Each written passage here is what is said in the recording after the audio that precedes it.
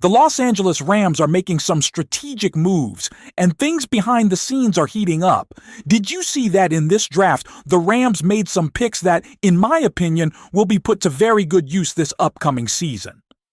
Other players who were being mentioned as potential signings ended up not finalizing a deal. Well, today I need to bring up a point to discuss with you, and then I want to hear your opinion. Before moving on, make sure you've already hit the like button. But only do that if you really want to see the Rams in the next Super Bowl. If possible, write this: "Go Rams, my heart bleeds blue and yellow." Now let's get straight into it. Because the Rams have officially made a decision on cornerback Emanuel Forbes, and it's a move that carries both financial logic and competitive implications for the roster moving forward. The organization has declined Forbes' fifth-year option, a decision that had to be made by May 1st, and they waited right until the deadline before making it official. That means Forbes is now set to become an unrestricted free agent after the season, unless a new deal is worked out before then. This isn't just a routine roster move. It's a clear message about how the Rams view Forbes at this stage of his career. Remember, he came into the league as the 16th overall pick back in 2023 with the Washington Commanders, carrying the expectations that come with being a first-round talent. But the journey hasn't exactly followed that trajectory. After being waived by Washington in 2024, the Rams claimed him off waivers and took on his rookie deal, showing real belief that they could develop him into something valuable. And to be fair, there were moments where it looked like that belief might pay off. Forbes did contribute last season in a meaningful way, especially during stretches where the Rams were trying to stabilize their secondary. There was even a period where people started talking about him as another successful reclamation project, something this franchise has quietly built a reputation for. But when you zoom out and evaluate the full picture, you start to understand why the Rams made this decision. Physically, Forbes has always faced challenges. At around 6'1" and 180 pounds, he has a slimmer frame that can be exploited by bigger, more physical receivers. That showed up at times on tape, especially in contested situations and when dealing with stronger matchups. Statistically, his 2025 season reflects that inconsistency. He posted a 53.8 PFF grade, ranking 93rd out of 114 cornerbacks, not exactly the level you want from someone expected to anchor your secondary. But here's where things get interesting, because it's not all negative. Forbes did show flashes of playmaking ability. He recorded 3 interceptions, which ranked 9th among cornerbacks, and added 13 pass breakups, the second highest total in that group. Those numbers suggest there's still something there. He's only 25 years old, and you can see the outline of a player who might still carve out a role in the league. And that's exactly how the Rams seem to be approaching this situation. By declining the fifth-year option, they avoid committing $12.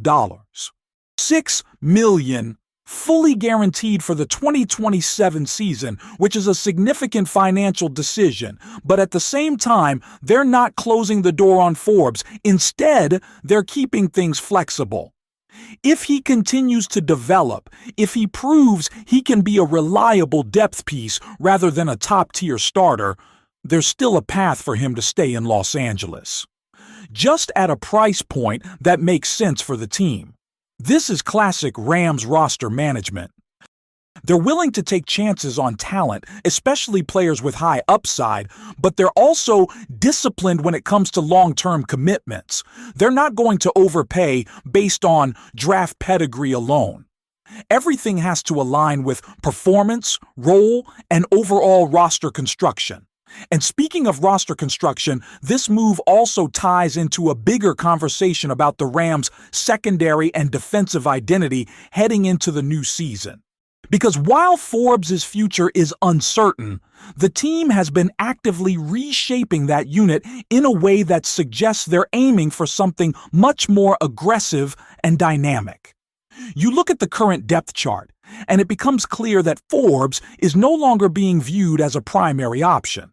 Instead, He's more of a depth piece, someone who can step in when needed but isn't expected to carry the load. And that shift in role could actually benefit him. Without the pressure of being CB1 or CB2, he might be able to focus on refining his game and contributing in more specialized situations.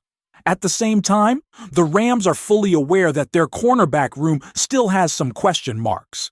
If injuries hit or if the top options struggle, players like Forbes could be thrust back into significant roles.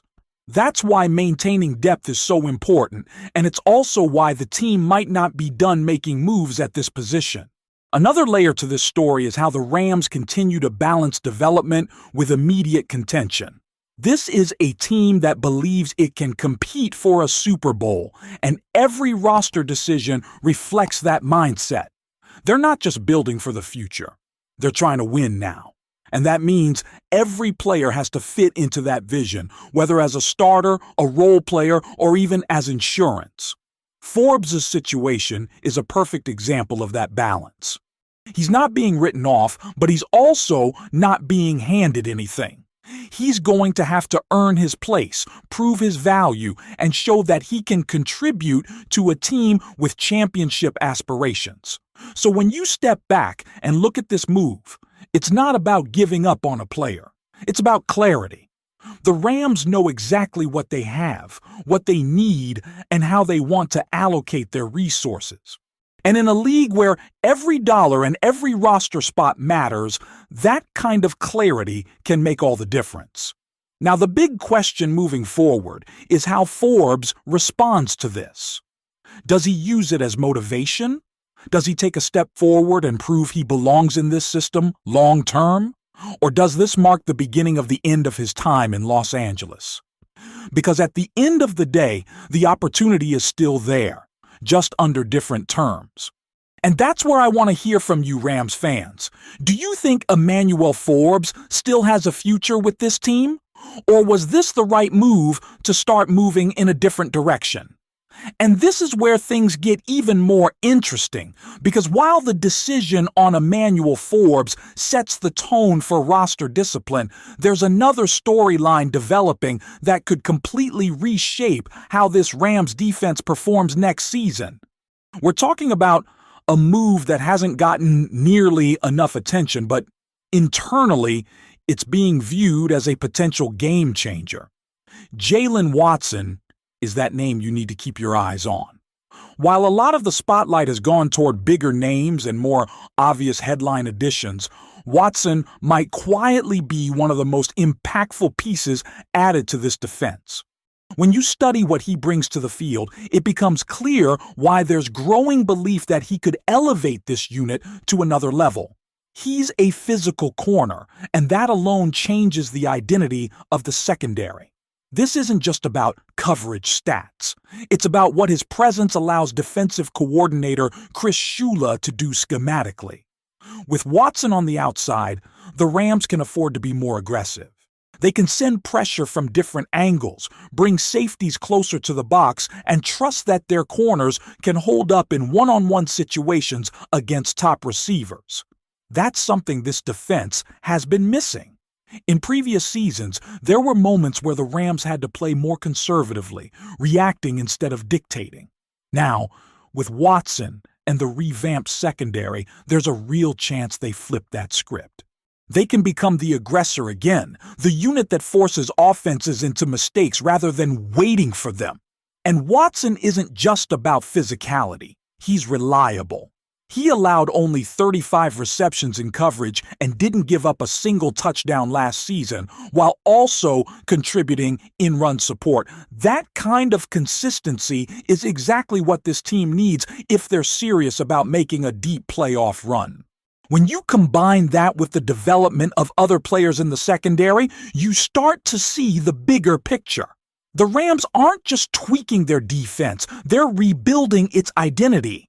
They want to be tougher, more unpredictable, and more dominant, especially in high-pressure moments. So while the Forbes decision is about flexibility and long-term planning, the addition of players like Watson is about winning right now.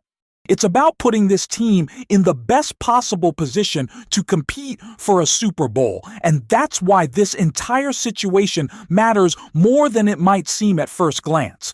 Every move, every adjustment, every decision is connected to that ultimate goal. Now I want to hear from you.